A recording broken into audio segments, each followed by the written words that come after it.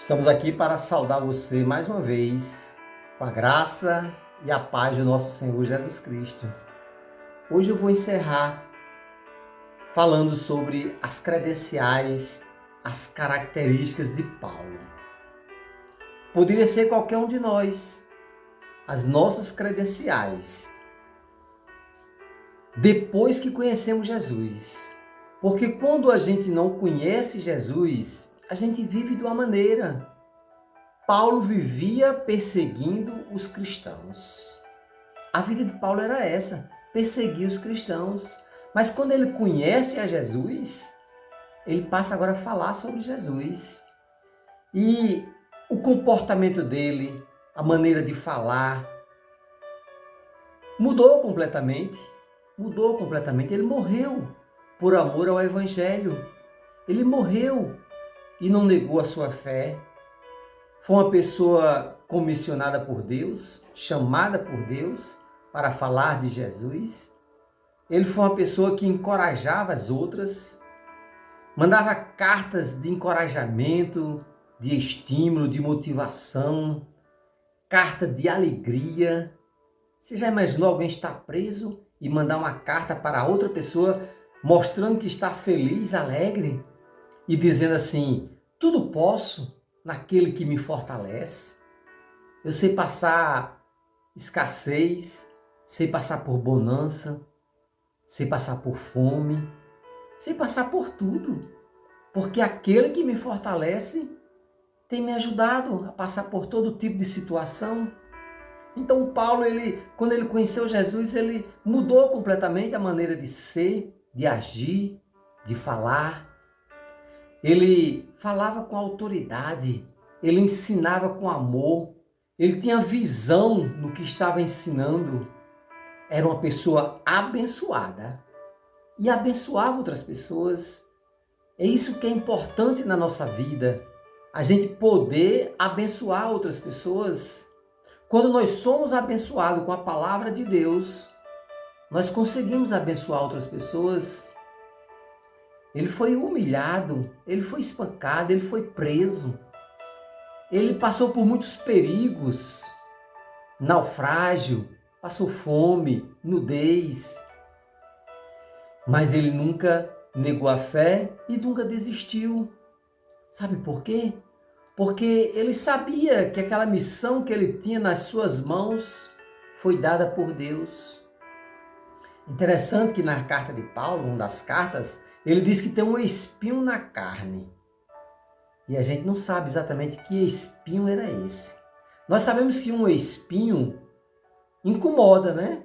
Seja no dedo, no pé, na mão, onde for, um espinho na carne. Incomoda, né? Paulo chegou a pedir 3 vezes: Deus, me livre deste espinho. E Deus disse: não, eu não vou livrar você desse espinho.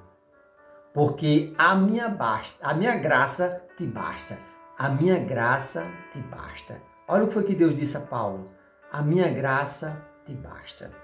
É quando você está fraco, é que você é forte. Ou seja, às vezes nós queremos se livrar de algo, né? Ah, Deus, me livre disso, desse problema. E Deus, não, fique com esse probleminha que eu vou te ajudar a passar por este problema e com este problema. Por isso que Deus disse: a minha graça te basta. Aí Paulo deixou de pedir para tirar o espinho da carne e continuou com esse espinho que não sabemos ainda exatamente o que era. E outra coisa que Paulo se preocupava era, sabe o quê? É ser um pai na fé. Quando ele adotava alguém ou chamava alguém para ser filho dele na fé, ele tinha muita preocupação. Ele fez isso com muitas pessoas, com Timóteo, com Tito, entre outras pessoas, Barnabé e outras, ele chamava para, estar junto dele, porque ele tinha a preocupação em ser um pai na fé. Você tem um pai na fé? Alguém que cuida de você? Alguém que se preocupa de falar de Deus para você? Às vezes nós temos um pai na fé. Eu tenho um pai na fé. Um homem que eu agradeço muito a Deus, louvo a Deus pela vida dele, que cuidou de mim na fé. Isso é gratificante, a gente saber que nós temos um pai na fé, alguém que cuida de nós espiritualmente, que se preocupa com a nossa vida espiritual. E Paulo foi um homem que se preocupava em ser um pai na fé, daqueles que ele chamava para conversar, para ensinar. Você tem alguém que lhe ensina, que fala de Deus para você? Agradeça a Deus pela vida desta pessoa. Eu louvo a Deus pela vida de muitas pessoas que têm escutado a palavra de Deus, têm mandado um versículo para mim. Tem pessoas que todos os dias mandam um versículo. Todos os dias mandam um versículo para mim. Eu fico feliz da vida e eu vou meditar naquele versículo. Uma pessoa que nós estudamos juntos, a faculdade, e hoje ele escuta as minhas mensagens e eu leio os versículos que ele manda para mim e medito.